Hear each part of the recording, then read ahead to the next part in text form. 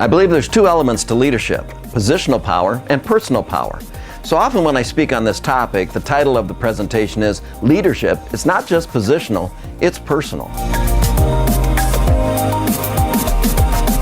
One of the first principles is we need to focus on specific behaviors. We want to describe the behaviors just like you're the person in the family that's filming the family event where you say smile at the camera, people smile at the camera, wave at the camera, people wave at the camera.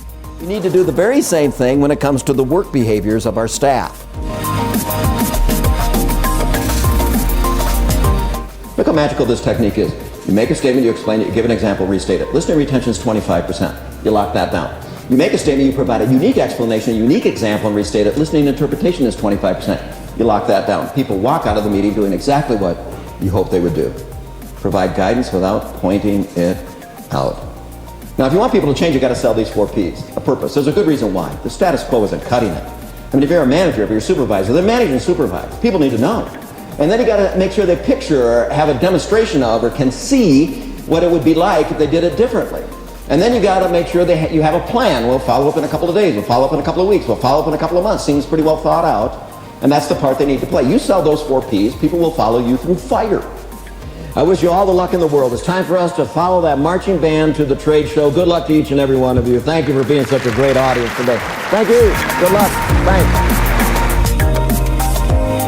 During the presentation, I asked the participants to really think about their power bases. We have reward power, we have expert or information power, and also referent power.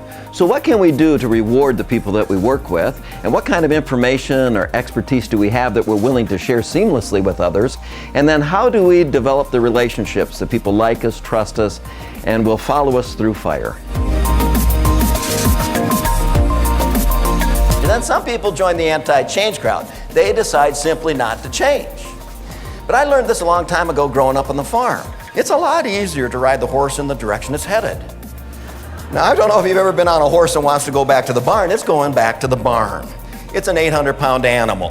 And the more you pull on that bit and bridle, the more you slap it on the ears, the more likely it's going to scrape you off on a tree or the barn door on the way in. So sometimes when our industry changes, we're just going to have to ride the horse in the direction it's headed.